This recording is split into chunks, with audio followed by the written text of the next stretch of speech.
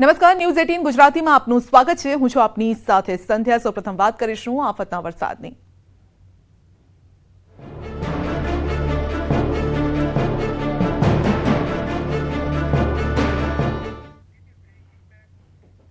અરવલ્લીના ભિલોડાના સુનસરમાં મિની વાવાઝોડું ત્રાટક્યું છે। ગત સાંજે આવેલા ભારે પવન બાદ થયું છે નુકસાન।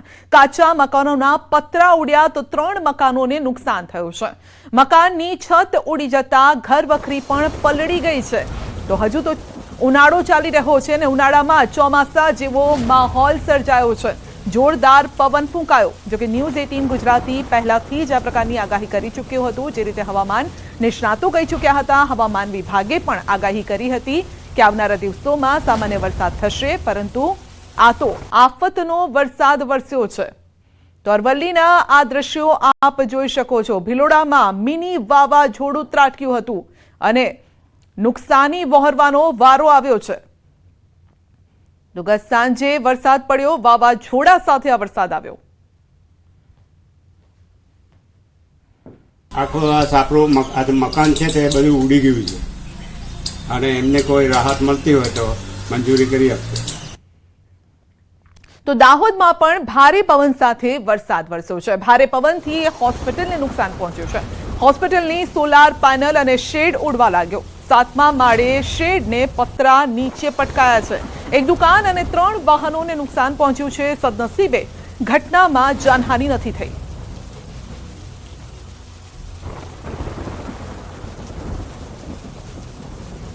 મલ્ટીબેઝ હોસ્પિટલ છે ત્યાંથી આખો શેડ આપણે સોલરનો એ આખો ઉડીને અહીંયા આવ્યો છે અને ખાસું બધું નુકસાન થયું છે। और मेरे बाइक और मेरा भाई के बाइक 2 बाइक और एक मेरी बाइक 3 बाइक मेरी है, उसमें मां घुस गई, सब टूट फूट हो गया। તો દાહોદમાં તેજ તોફાની પવન તેમજ ગાજવીજ વચ્ચે કરા પડ્યા હતા। ધોધમાર વરસાદ વરસતા દાહોદના માંડવ રોડ સબરાડા ગામમાં પડી છે આકાશીય વીજળી અને 2 વ્યક્તિઓ પર આકાશીય વીજળી પડતા બંને થયા છે લકવાગ્રસ્ત। 108ની ટીમે બંનેને સારવાર અર્થે દાહોદની રેલવે હોસ્પિટલમાં રિફર કર્યા હતા।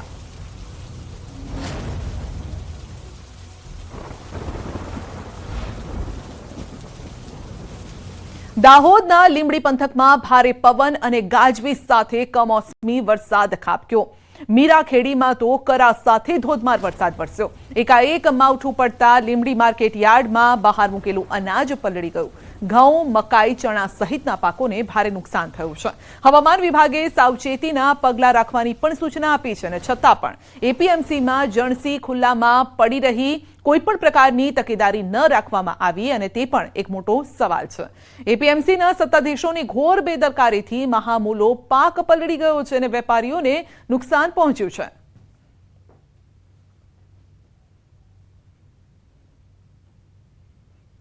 એપીએમસીમાં લાખો રૂપિયાનું નુકસાન થયું છે આ કમોસમી વરસાદ પડવાને કારણે, કેમકે માલ બધો બહાર પડ્યો હતો।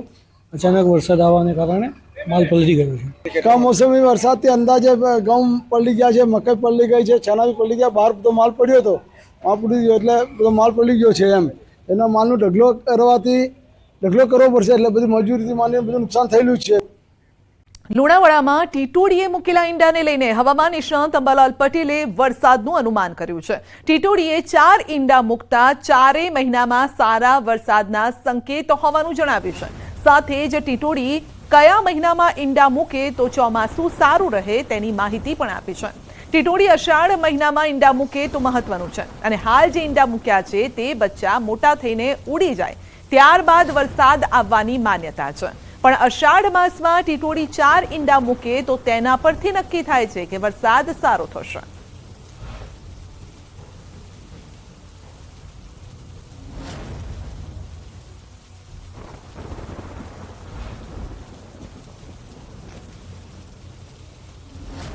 તે વખતે એક તો જમીન કયા લેવલે ઈંડા મૂકે છે એનું ધ્યાન રાખો। જો વધારે ઊંચાઈ ઉપર ઈંડા મૂકે, 4 ઈંડાથી વધારે મૂકે તો વધુ વરસાદની આગાહી કરતા, અને જ્યારે 3 ઈંડા જુએ ત્યાં અને નીચાણવાળી જગ્યા હોય ત્યારે એવું માનતા કે આ વખત વધુ વરસાદ નથી, એટલે એ પ્રમાણે પાકની પસંદગી કરતા હતા। 4 ઈંડા જો ઠેર ઠેર જગ્યાએ જોવા મળતા હોય તો મીન્સ કે ચોમાસું સારું જશે।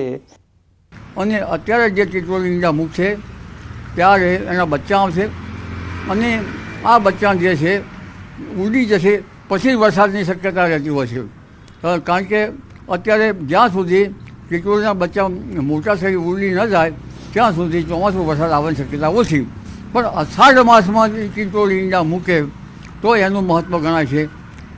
ટીટોળી ઈંડા ક્યાં મૂકે છે એ અગત્યનું છે. કારણ કે જો નીચે ઈંડા મૂકે અને વરસાદ થાય તો એને ઈંડાને મુશ્કેલી આવી જાય.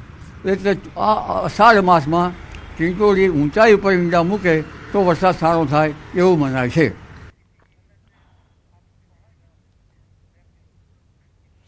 તો મહીસાગરની વાત કરીએ તો ટીટોળીએ વહેલા વરસાદનો આપ્યો છે સંકેત. ટીટોળી લુણાવાડાના દલુખડેયા ગામે મૂક્યા છે ઈંડા અને ટીટોળીને ઈંડા મૂકવાની છે લોકવાયકા. તો ટીટોળીએ ઊંધા ઈંડા મૂક્યા હોવાની સારા વરસાદની ધારણા છે. ટીટોળીએ 4 ઈંડા મૂકતા સારા વરસાદની આશા છે. ઊંચાઈએ ઈંડા મૂકવાથી વહેલા વરસાદનું અનુમાન પણ છે.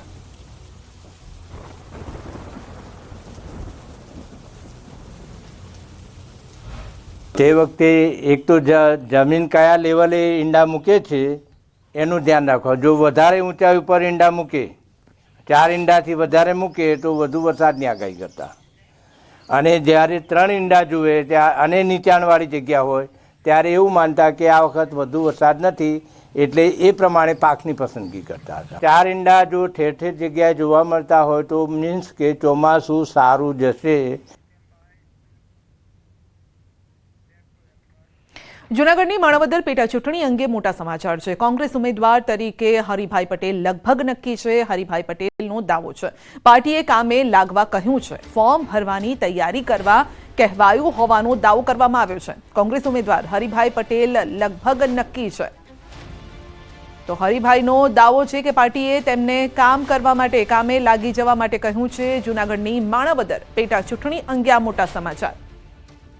વધુ અંગે વધુ માહિતી મેળવીશું સંવાદદાતા અતુલ પાસેથી. જી અતુલ, જો કે ઓફિશિયલ કોઈ જાહેરાત કરવામાં કોંગ્રેસ તરફથી આ પ્રકારની કોઈ જાહેરાત નથી કરવામાં આવી, પરંતુ હરિભાઈ કામે લાગી ગયા છે. આપને ચોક્કસ જણાવ્યું કે જે રીતે માણાવદરની પેટા ચૂંટણી આવી છે, ખાસ કરીને જે અરવિંદ લાડાણી જે બીજેપી કોંગ્રેસના જે જીતેલા ધારાસભ્ય હતા તેને પક્ષ પલટો કરીને ભાજપમાં પ્રવેશ કર્યો છે, ત્યારે હાલ માણાવદરની છે તે પેટા ચૂંટણી આવી છે. ત્યારે કોંગ્રેસ છે તે હરિભાઈ ગોવિંદભાઈ કણસાગરા જાતે કડવા પાટીદાર છે તેને ટિકિટ આપવાનું હાલ કીધું છે તેવું જે હરિભાઈ છે તે દાવો કરી રહ્યા છે. હાલ તેને ટેલિફોનિક વાતચીતમાં એમ પણ જણાવ્યું હતું કે મારે પાર્ટીએ કામી લાગે જવાનું કહ્યું છે અને ફોર્મ ભરવાની તૈયારી કરવાનું પણ કહ્યું છે. એટલે આમ હરિભાઈ જે પટેલ છે તે મૂળ છે તે માણાવદર તાલુકાના વડા ગામના છે અને તેઓ છે તે ખેતી, રિયલ એસ્ટેટ, હોસ્પિટલ બિઝનેસ અનેક ઉદ્યોગો સાથે સંકળાયેલા છે અને હાલ તેનું નિવાસ સ્થાન રાજકોટ છે, પણ તે માણાવદર તાલુકાના વડા ગામના છે. અને હાલ તેઓ દાવો કરી રહ્યા છે કે મને પાર્ટીએ કામે લાગી જવાનું કહ્યું છે, ફોર્મ ભરવાનું કહ્યું છે, પણ ઓફિશિયલી હજી જાહેરાત નથી થઈ. પણ હાલ હરિભાઈ પટેલ છે તે ભાજપના ઉમેદવાર છે તે કોંગ્રેસમાંથી છોડી અને ભાજપમાં પ્રવેશ કર્યા છે. તે અરવિંદ લાડાણી સામે કોંગ્રેસમાંથી ચૂંટણી લડશે તેવું હાલ મનાઈ રહ્યું છે. જી સંધ્યા. જી અતુલ, આપનો આભાર.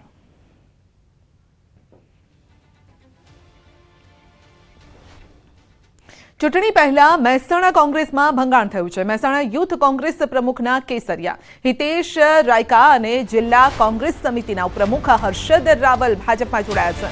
મહેસાણા કમલમમાં જિલ્લા પ્રમુખ સહિત ધારાસભ્યના હસ્તે કેસરિયા કર્યા છે. ચૂંટણી પહેલા મહેસાણા કોંગ્રેસમાં ભંગાણ સર્જાયું છે. મહેસાણા યુથ કોંગ્રેસ પ્રમુખે કર્યા છે કેસરિયા. બીજેપીમાં તેઓ જોડાઈ ગયા છે. ચૂંટણી ટાણે એક બાદ એક કોંગ્રેસને ઝટકા મળી રહ્યા છે.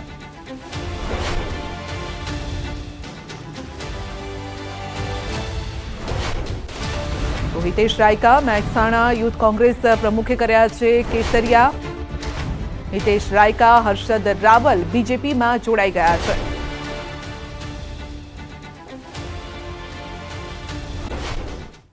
અને સીધા જ લઈ જઈએ હવામાન વિભાગની પ્રેસ કોન્ફરન્સમાં. दादरा नगर हवेली और सौराष्ट्र रीजन के अमरेली, भावनगर, गिर सोमनाथ और दीव हैं. और डे 2 के लिए जो आइसोलेटेड प्लेसेस पे लाइट रेन होने का पूर्वानुमान दिया गया है वो ज़िले हैं वलसाड़, नवसारी, सूरत, भरूच, गिर सोमनाथ, दादरा नगर हवेली और भावनगर। और मैक्सिमम टेम्परेचर की बात करेंगे तो मैक्सिमम टेम्परेचर आने वाले 2 दिनों में 2 से 3 डिग्री सेल्सियस की गिरावट का पूर्वानुमान दिया गया है और उसके बाद 2 से 4 डिग्री सेल्सियस का मैक्सिमम टेम्परेचर में बढ़ोतरी का पूर्वानुमान दिया गया है। और कोस्टल एरिया की बात करेंगे तो डे 4 और डे 5 में यानी 15 और 16 तारीख को डिस्कम्फर्ट कंडीशन बनी रहेगी सौराष्ट्र और कच्छ के कोस्टल एरिया में। और मैक्सिमम टेम्परेचर रियलाइज की बात करेंगे तो अहमदाबाद में मैक्सिमम टेम्परेचर 38.5 और गांधीनगर में 39 degree Celsius maximum temperature realise हुआ है। और फोरकास्ट की बात करेंगे अहमदाबाद और गांधीनगर के लिए मैक्सिमम टेम्परेचर का तो दोनों जगह के लिए 39 डिग्री सेल्सियस का मैक्सिमम टेम्परेचर का फोरकास्ट दिया गया है। और ओवरऑल गुजरात स्टेट की बात करेंगे जहाँ पे मैक्सिमम टेम्परेचर सबसे ज़्यादा रिकॉर्ड हुआ है वो भुज है 41.2 डिग्री सेल्सियस। अहमदाबाद में क्लाउडी कंडीशन बनी रहेगी लेकिन बारिश नहीं होगी ऐसा पूर्वानुमान दिया गया। हीट वेव का पूर्वानुमान नहीं दिया गया, हीट वेव नहीं होगी। और डे 4 और डे 5 में सौराष्ट्र और कच्छ के कोस्टल एरिया में डिस्कम्फर्ट कंडीशन बनी रहेगी। सर दाऊद में कल ओले गिरे उसका रीजन क्या है? एक विंड डिसकंटिन्यूटी सिस्टम बना हुआ था गुजरात रीजन के जिसके कारण दाहोद जिले में ओले पड़े थे। सर विंड स्पीड क्या आएगी? विंड स्पीड पूरे गुजरात स्टेट की बात करेंगे तो लाइट विंड प्रिवेल करेगी।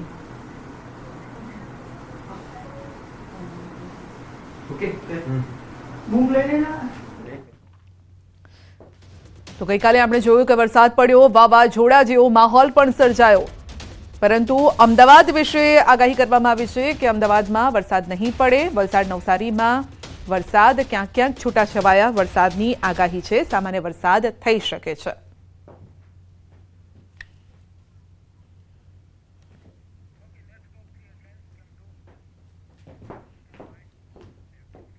અને હવે નજર કરીશું ટોપ 3 હેડલાઇન્સ। ચૂંટણી પણ થશે ઉધમપુરમાં। પીએમ મોદીનું આ મોટું નિવેદન છે।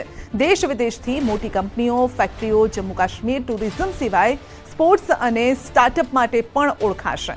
જમ્મુ કાશ્મીરને તમામ ક્ષેત્રે આગળ લઈ જવાનો સંકલ્પ છે તેવું પીએમએ કહ્યું।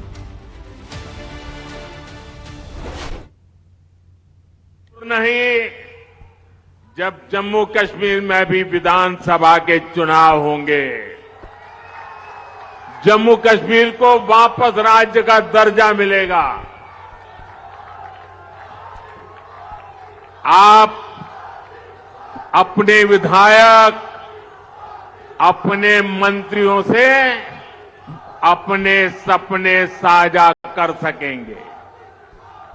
हर वर्ग की समस्याओं का तेजी से समाधान होगा। यहां जो सड़कों और रेल का काम चल रहा है वो तेजी से पूरा होगा। देश विदेश से बड़ी बड़ी कंपनियां, बड़ी बड़ी फैक्ट्रियां और ज्यादा संख्या में आएगी। जम्मू कश्मीर टूरिज्म के साथ ही स्पोर्ट्स और स्टार्टअप के लिए जाना जाएगा। इस संकल्प को लेकर मुझे जम्मू कश्मीर को आगे बढ़ाना है। बुलेटिन में અત્યારે બસ આટલું જ। રજા આપશો। નમસ્કાર।